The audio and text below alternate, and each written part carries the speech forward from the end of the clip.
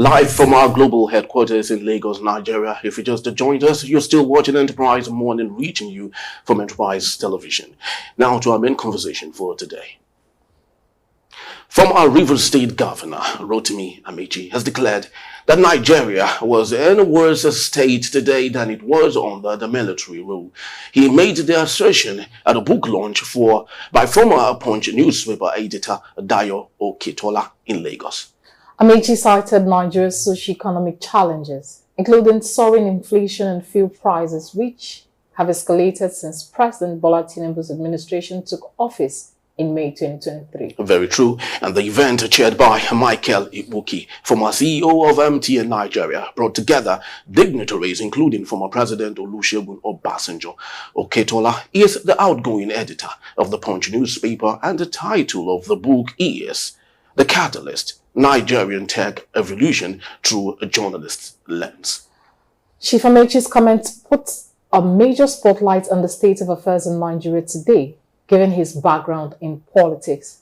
He was formerly Speaker of the Rivers State House of Assembly and later went on to serve 2 terms as Governor of Rivers State before also moving on to serve as Minister of Transportation for the 2 terms of former President Muhammadu Buhari.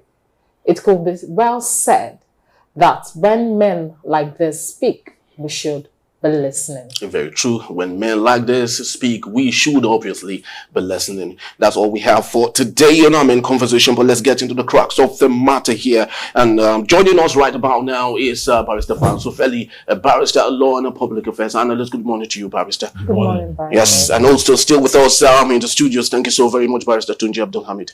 We truly do appreciate your time. Now, let's get into the crux of the matter here.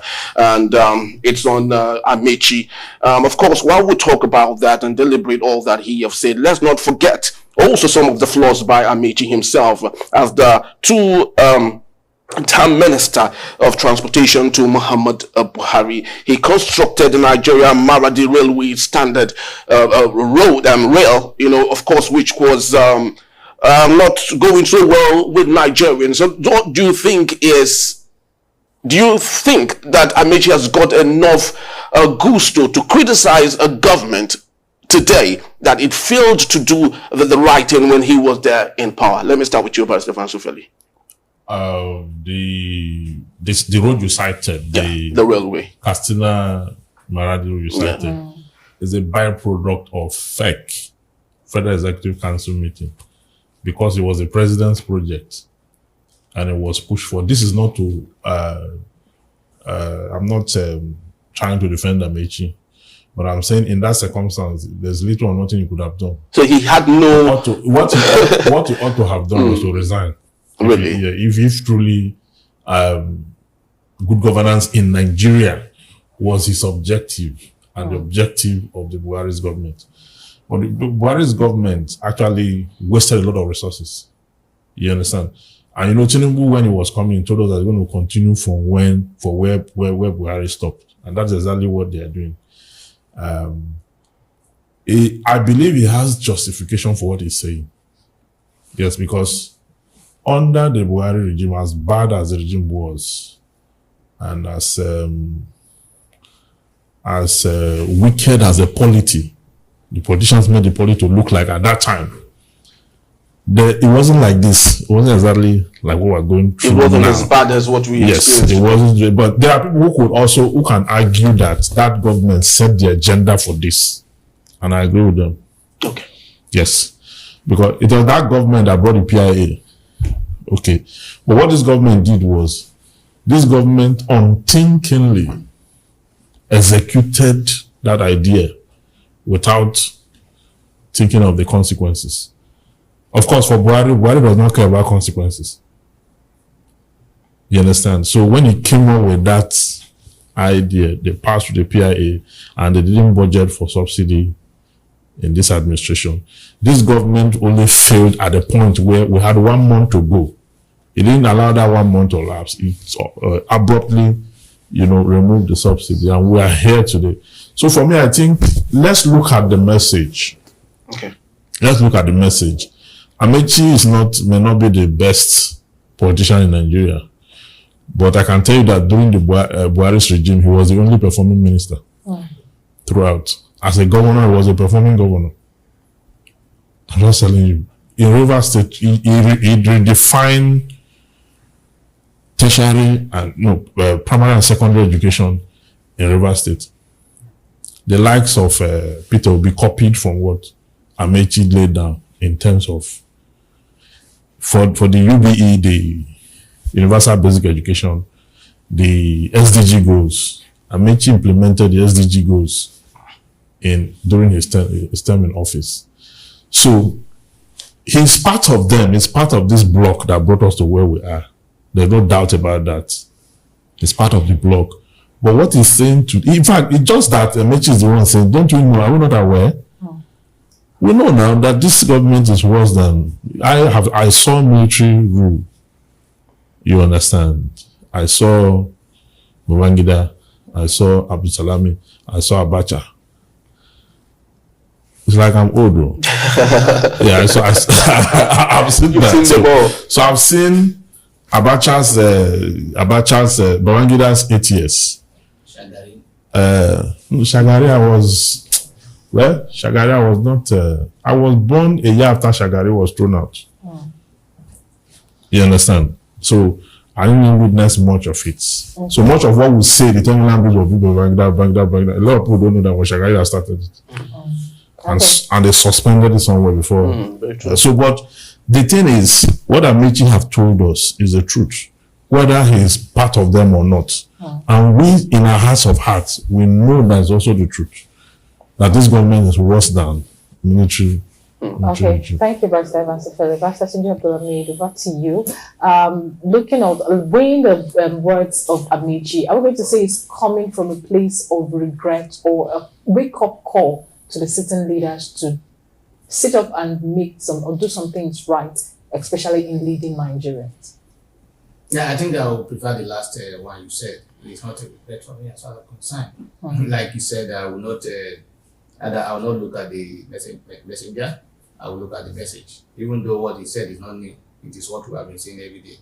There is news today because it's from Amaechi. You know, when your name carry weight, whatever you say, even if I say it 20 times, your home may not be heard. When he says halfway, it becomes something special. So it's news today because it's Amaechi that said it, and because of his caliber.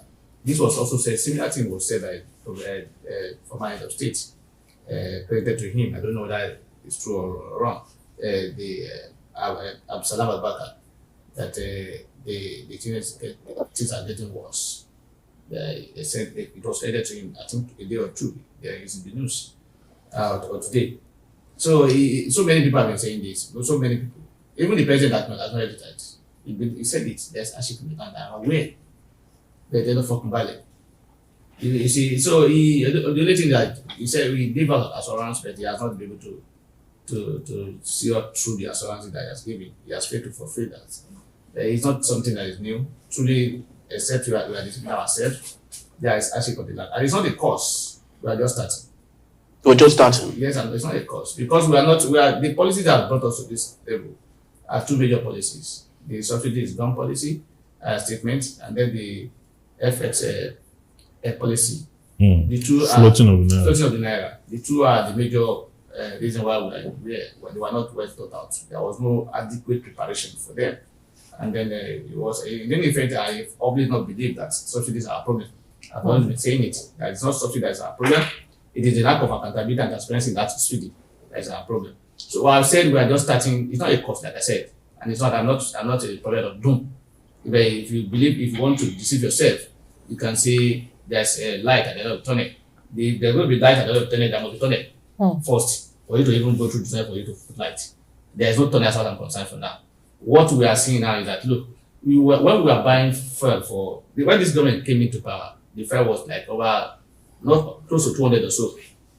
Today, when it was increased to 600, you can see the consequences in terms of hardship that was complaining of. Now, this same fuel that 600 that has caused hardship, that has caused a scarcity of commodity, that caused the price of commodity to go up. Yeah. Now it's been increased times 2. So what is the implication? If you consider at it, 600 naira we are going through hardship. Now it's 1,002. As it is today now, if your file could consume like 60K before now, it will now be like 100K. And if you are in Lagos, it can only take you, except you don't go out, it will take you just 1 week. And you may not even make any money on that day in your office if you are not a government worker. It's if you are a government, and it's not even a joy for any government to see a citizen not be able to buy fuel to their account, and the government will be saying they are doing something good. It's clear they are there except for this ourselves, even for everybody. People are hungry, and I think that is reality that Amaechi has just said. But I will not be surprised if by today, tomorrow, or next, there's a response that from Amaechi, that Amaechi is just talking politics. That is old what's it called? Of FIFA or what? They have a name for them. They will call him one name and say that is why he's saying that. He's just trying to. So, but that is reality. The reality is that people are hungry. Those who are not hungry today are only those who have opportunities to be in government, those who have the privilege of stealing our money, and those who have been given an appointment to be able to serve the government today because they are serving themselves and not us. All right, beautiful. By Stefan Sofeli, I want you to speak to us on this transitional proponent for negativity bias, especially as regards our politicians. Every transition, one government to another, is often, what we see before, prior, is better than what we see after. What do you think is the cause? Because we are currently saying that the administration of Bola Ahmed Tinubu is the worst of them all. But don't be surprised, by the time he is off this seat and the next person comes, it becomes even worse. So what do you think is the reason for that negativity bias coming from our politicians? Yeah, that steady decline in productivity and governance is associated with corruption and lack of preparedness. Tinubu was never prepared for this whole assignment. I mean, they said he built Lagos. The Lagos that they said he built, that they call Center of Excellence. There are places in this Lagos where children sit on the floor to learn. That's the Lagos he built. Then you hear a lot of things about how he has been able to create a roadmap for development and what. See, these things are worrisome. These things are worrisome. Then you hear things like, he even said it, that it was his turn. You understand? His turn. Now, he's showing us exactly what he meant by his turn. It was his turn to come and plunder the Nigerian state and make it irretrievable. That's exactly the direction of this government. That's your own words, isn't it? Is that not what he's doing? Because when you use the word plundering, it's plundering. It's plundering now. Is it developing the country? I mean, look at the price of, when he came to power, the price of was not up to 200 naira. It was 195 or thereabouts. He came and took it to 100 or 1,000 plus. Is that not plundering? Or maybe I'm not getting the meaning of the word very well. But I think that's plundering. It's retrogressive. It's not progress. Okay? The cost of living rose by 300% before the new increment, before the new NNPCL increment. They have taken it to over 3.5%, 350% now. Okay, so we keep asking ourselves, why is it that every incoming government will give us a reason to believe that the government before it was better?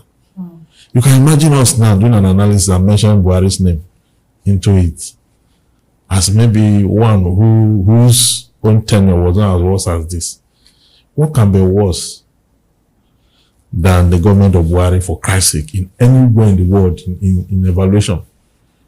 That now we are now using Tinubu's own. Tinubu who are dipping it to benchmark Buhari, that didn't know what he was doing.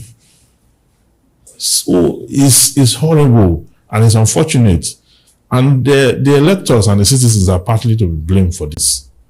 Yes, because we saw what happened during the election when people were selling their votes. And when people were chasing, when people brought tribe into the voting system, threw people out. That was the preliminaries. Then while we were asleep, INEC and some elements, did magic.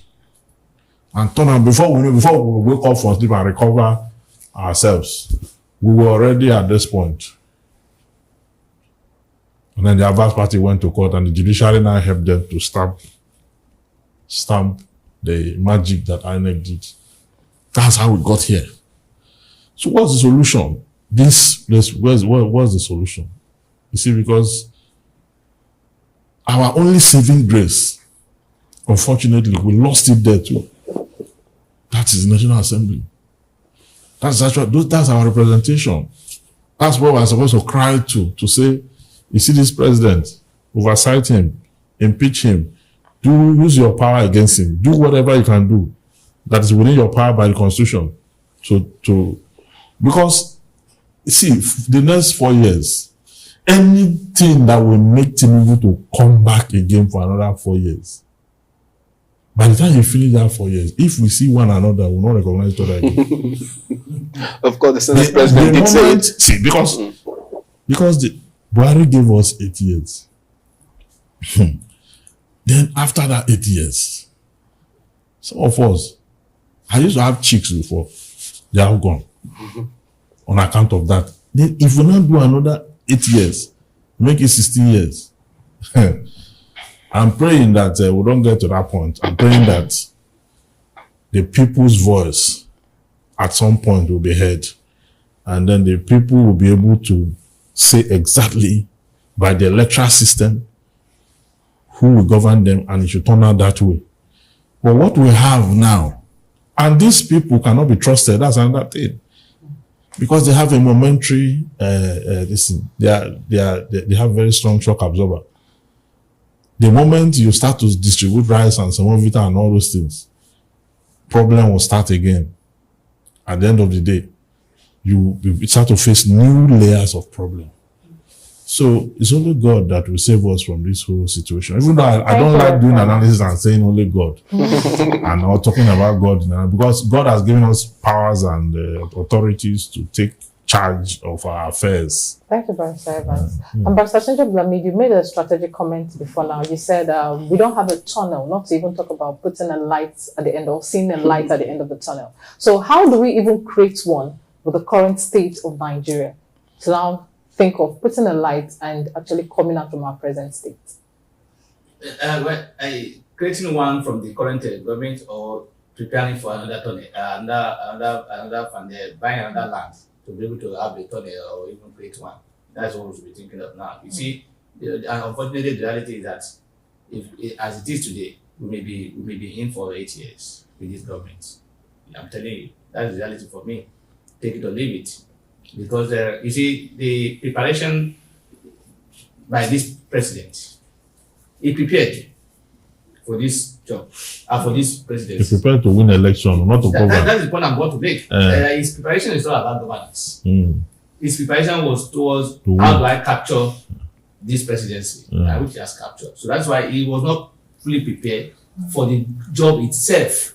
He was prepared on how to get the job. And that was why you see whenever election is in the Kogi, do whatever, he's always there to be able to influence who and who becomes it. So that whenever the time comes, they will be able to give you paying back. And that's what they did. He did that to the National Assembly. Pay back. And that's why you see our Senate president was put in place and was able to dance to the tune of the president, and you can see what is happening now. So until we all agree to say, look, we ignore our sentiments, we ignore our what's it called? Yeah, political, ethnic, or whatever sentiment that we have.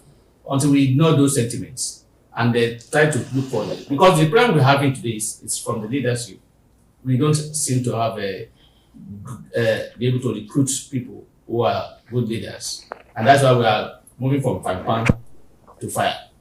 You see, Obasanjo came, and if you say relatively the best, he has done the best. He has laid most of the foundation that we are on it today. That has not even been improved on.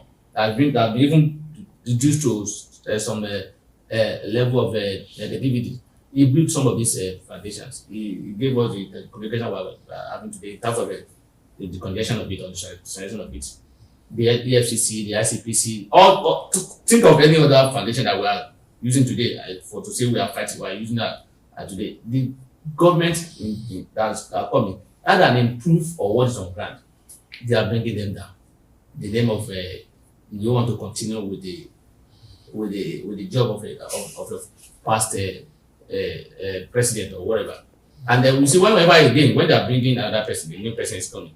The sitting president always have influence on who becomes the next president, and they try to impose people who may not even seem to have the capacity to deliver, and that's why you see what we are seeing today. The recruitment process is very wrong, and the recruitment will continue to be wrong until we all realize that look, governance is about everybody. It's not about politicians alone. People will come and say, I mean, I don't like politics. God forbid I venture into politics. I even hear most brilliant journalists and some people they will say, God forbid that I join politics. God forbid that I participate. Meanwhile, he's playing politics in his family. Exactly. In fact, he's even playing politics in journalism that he's doing.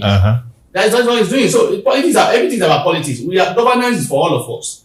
It's not for politicians. Nobody was born as politician or whatever. If you have concern about your state, about governance, you are a politician. So what makes you a politician is for you to say, look, I have interest in, and I want to know how my affair is being governed. You are a politician. So then if you want to say, look, I don't want to participate, you ignore that. You do like what our so-called state leaders then they would like, forgive me or you respect, the lack of political income, but I still refer to them today. They were one of those who caused our president today.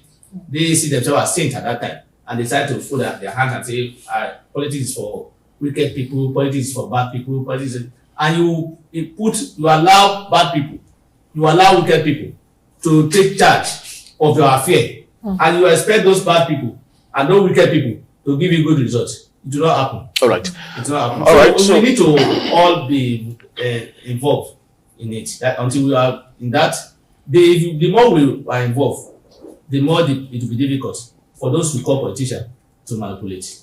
All right, that's just about the time we have now. I wanted to ask one more question, but if you may, Barrister Vansufeli, in 60 seconds or 90 seconds, if you may.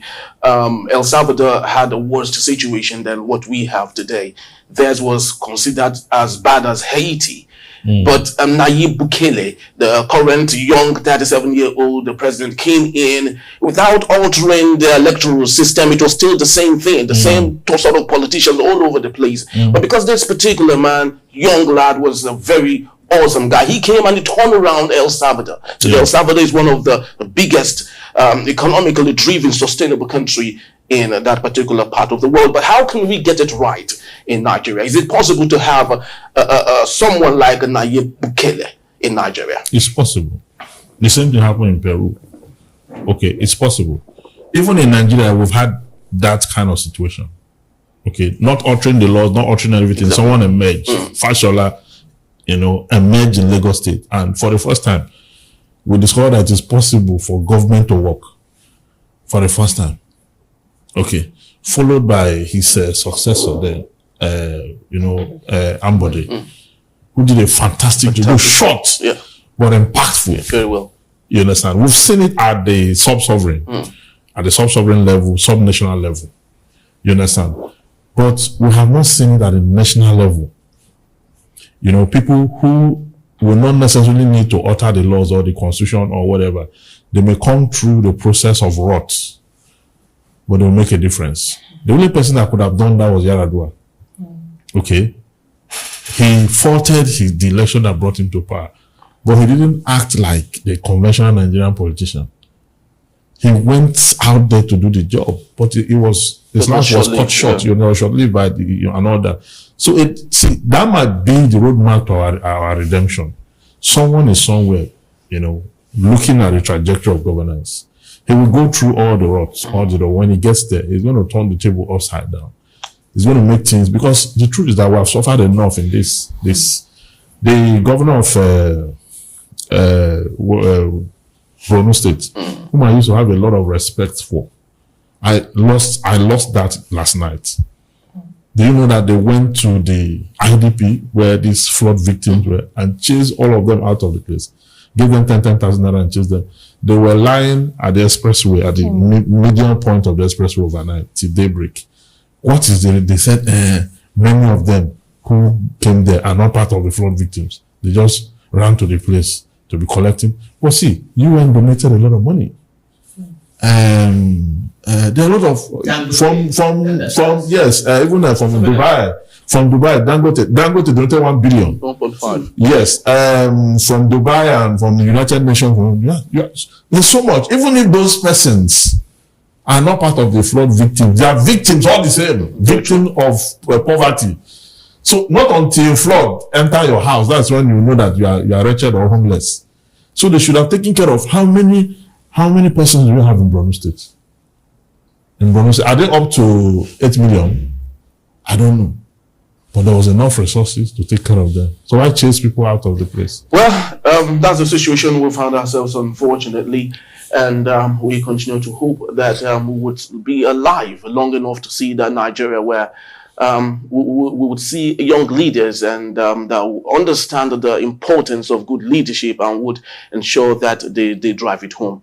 Well, that's just about the size of our program for today. We'd love to say thank you to Barrister Tunji Abdulhamid for being part of the show. We truly do appreciate your time, Barrister Vansufeli. Thank you as always for being part, Choma. My pleasure. Yeah, thank you. You made it perfect. Yeah, thank you so much. All right. For everyone that has watched and streamed from wherever you've done that around the world, we would love to say thank you to you. We truly do appreciate your time. But please do well to see us anytime that you like at enterprisetvnews.com, and also like, comment, and follow us on all our social media platforms at Enterprise TV7. I am Henry Igwebike. And I am Choma Okoye. On behalf of the entire team of Enterprise Television, thank you for watching. We'll see you tomorrow. Bye-bye. Bye.